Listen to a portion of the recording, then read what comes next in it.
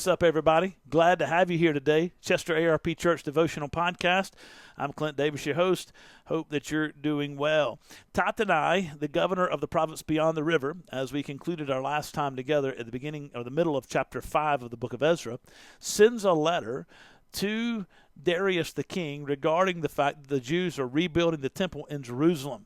They had been told to stop by King Artaxerxes. The Haggai and Zechariah came on behalf of God and said to the people of Jerusalem, why are you stopped? Why aren't you building my temple? Get back to work. So the people get back to work. God's eye is upon them. The governor, Tatanai, and others, his associates, come and say, hey, listen, who told you to do this? You're not supposed to be building this temple. And the people of God said, hey, we're going to build this temple.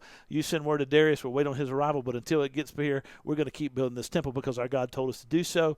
The eye of their God is upon them. They're enabled to continue to work. And now this is the letter that Tatanai sent to the governor, sent to Darius the king regarding the situation in Jerusalem. Verse 6 of Ezra chapter 5.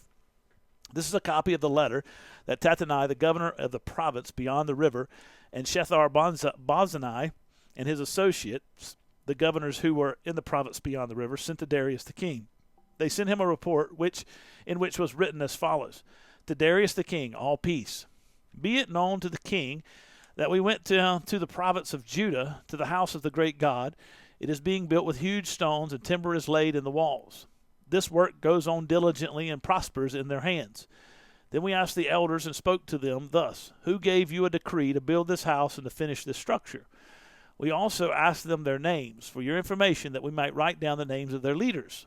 Verse 11, and this was their reply to us: We are the servants of the God of heaven and earth, and we are rebuilding the house that was built many years ago, which the great king of Israel built and finished.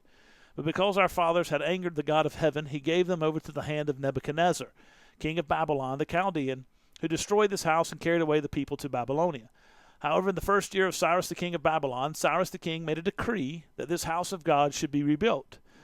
And the gold and silver vessels of the house of God, which Nebuchadnezzar had taken out of the temple that was in Jerusalem and brought into the temple of Babylon, these Cyrus the king took out of the temple of Babylon, and they were delivered to one whose name was Sheshbazzar, whom he made governor. And he said to him, Take these vessels and go put them in the temple that is in Jerusalem, and let the house of God be rebuilt on this site. Then Sheshbazzar came and laid the foundations of the house of God that is in Jerusalem, and from that time until now it has been in a building, and it is not yet finished. Therefore, if it seems good to the king, let search be made in the royal archives there in Babylon to see whether the decree was issued by Cyrus the king of Cyrus the king for the rebuilding of this house of God in Jerusalem. Let the king send us his pleasure in this manner. So in this negotiation, we're told, the people of God, the Jews in Jerusalem, respond to Tatanai and said, hey, listen, here's the story. The story is that our God has this house. He built this house. The great King Solomon built this house for worship. Our fathers angered God. He carried him off to Babylon, into captivity to Babylon. King Nebuchadnezzar destroyed the house of God, took all the golden vessels, all the silver vessels, and took them with him and put them in his own treasury in Babylon. But when King Cyrus destroyed and conquered Babylon, the Medo-Persian King Cyrus destroyed and conquered Babylon, he made a decree. He sent everybody back and said, hey, listen, go rebuild the temple.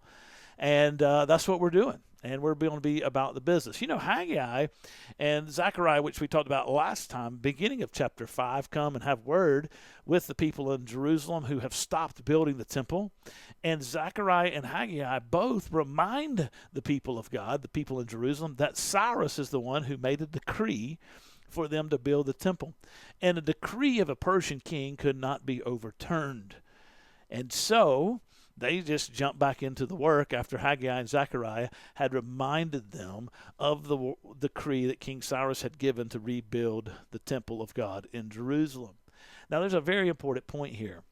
In the response of the Jewish people to the government of the Medo-Persian Empire over this particular part of the world, they quoted the historical and legal record of the day.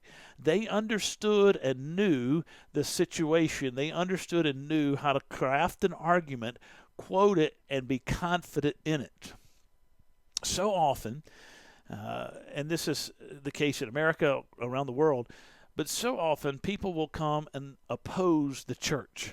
They'll oppose you, they'll oppose me, they'll oppose the church of God for doing the work that God has called them to do. We see it right now in matters of gender, or we see it right now in matters of marriage, etc. And they will oppose the truth of God.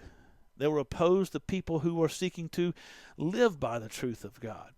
And we get scared because our fear, our natural tendency is, oh, they come forth in a lot of bravado. They come forth with a lot of excitement. They come forth with a lot of authority, seemingly to have a lot of authority. And we get anxious, we get nervous, and we stop because we're afraid of what may come down the pipe. They also come seemingly very knowledgeable. And so we just take whatever they say as true, and we cease to do the work God has called us to do, perhaps. When in reality, the truth is on the side of the church. And it is important for us, all of us, to think about the opportunities that God has given us and to think properly and to say with boldness, we're going to follow God and we're going to trust God. And in the modern world, it's important for us to have lawyers and others who understand the laws of the land and be willing to appeal to those laws of the land in order to enable us to do the work that God has called us to do. The world wants to terrify us into silence. But we are called to be bold in our faith. And while we may be fearful, we're trusting the God who is at work in all things, and we're going to do what God has called us to do. We're going to push ourselves to fulfill what God has called us to do out of faith in Him, not in fear of the world. And we're going to appeal to the arguments of the day, appeal to the laws of the land, to appeal to the situation, to say to those who would seek to oppose us, hey, listen, let's address this, let's think properly through this. They appealed to the decree of Cyrus, and here's the kicker of this letter I read. At the conclusion of the letter, Tattenai, the governor of the province beyond the river, along with his associates, say to King Darius, who is upon his throne in the royal city, they say, if it please the king, search the records in Babylon to see if this is true. And so the eyes of the Lord are upon them, but they had to appeal to what they know is true and stand firm in their confidence in their God, but also in what was true, and trust that He is going to work all things in accordance with His will. That's a wonderful challenge to us, but it's a very important point in our lives. We need to be willing to appeal to the truth that we know, stand firm on it, trust our God, but make appeals if we need to, and let's rationally think through these things. And oftentimes what you will find is exactly what the people of God found here, that when they go back through the annals, they find a decree, and they say, go back and do it. Not only go back and do it, and we'll read this later, but give them everything they need to finish it, because that was Cyrus's decree. And God reminded them through the prophets, His eyes are upon them. He will do the same to us, and we're thankful for it. You guys take care. God bless you. I'll catch you next time.